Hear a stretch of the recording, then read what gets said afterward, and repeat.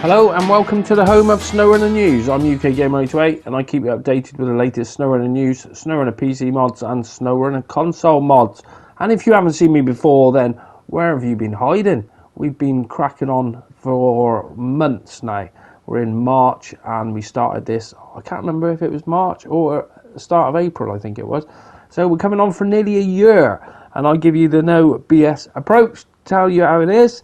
And if you want to hit the likes and whatever, you do that. Or the dislikes is up to you. The choice is yours. So what's going on today? End of the week. And we had the update yesterday to sort out some of the memory with the RAM problems, limitations here and there.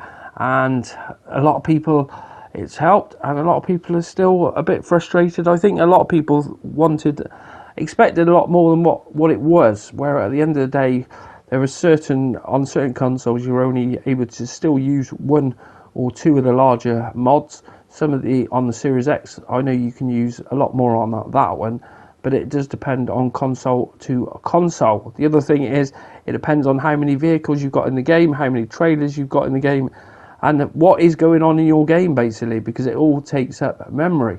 So that's one thing to bear in mind, because I did have 147 trucks. I've got that down to 47 trucks now, so that wasn't helping any of my memory problems whatsoever. Now the easiest way as well with mods to know what you're subscribed to is go to Snowrunner mod.io, just put that in Google and it come up with this, and your account should be linked anyway. You click on your icon on the top right and then you can scroll down the left hand side, go to subscriptions, and then there will be listed every mod you're subscribed to. Whereas some of the ones, if you're subscribed and enables, they're causing problems with it. So the best way is, if you're having problems, go and turn them all off and add a mod in one by one. Bearing in mind, you're still not going to be able to have loads of the new bigger mods as they were. Whereas you can have quite a few tweaks and whatever, but that's just down to the memory limitations, and it's going to be like that for a while. Well, until phase 4 comes, where we should get some sort of a RAM meter or indicator to let us know what we can load and what we can't load without it crashing, hopefully. Now, if you've had the update and you've already reinstalled the game, because it always does help when there's an update, if you've reinstalled it, you shouldn't need to keep doing it. Where I spoke to a few people and they keep reinstalling their game, and it's like, you shouldn't need to do that. The best way is just to be turning mods on or off. Take one into a game, one at a time, and then that way you can trial of elimination. You can see which ones are working for you and which ones aren't, because there's like the tractor one where there's a few people that's crashing for and a few other people it's not. And it seems on the Series X that's not a problem anyway on it. So it does depend on your system and your system requirements at the time. So we just got to persevere. It will get better in time. So what else have we got to look at? Well, we've got quite a few PC mods, and console mods isn't looking great for today, but there it is. So going over to PC mods just out, and we have the CCM holes gas, which is a nice bit of kit, that one. I haven't had a go in that one yet.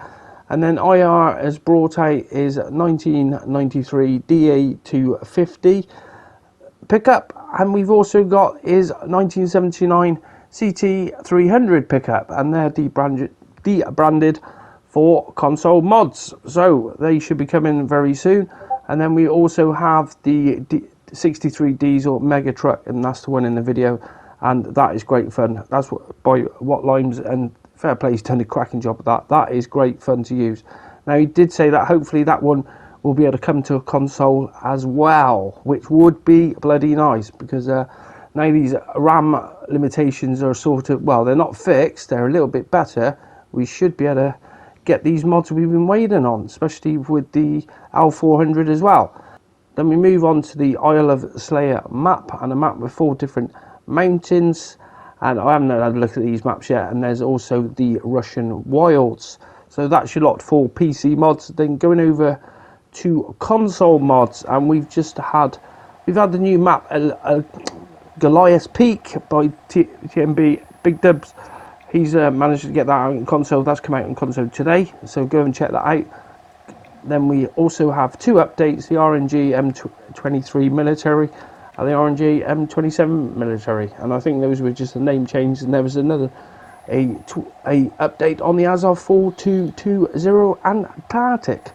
So that's your lot for today's SnowRunner console mods, and hopefully next week it will be a lot better. Now I've done a working progress video for the Hummer H1, which is done by Delta Gaming, and if you want to go and have a look at that, then the link should be at the end of the video. That's coming on really nicely now, pretty chuffed with that. He's managed to raise up the suspension a little bit now. You can see it's quite high and it goes pretty well, still in testing. But that's your lot for today's SnowRunner news, SnowRunner console mods and SnowRunner PC mods. Now if you want to stay up to date, then why don't you come and join our 808 modding Discord. In there you can stay up to date with the latest news. Anything I find out, I'll pop it in there straight away, and you can come and see what our mod creators are doing. Always appreciate the feedback from anyone. Thanks for watching, and I will see you on the next one.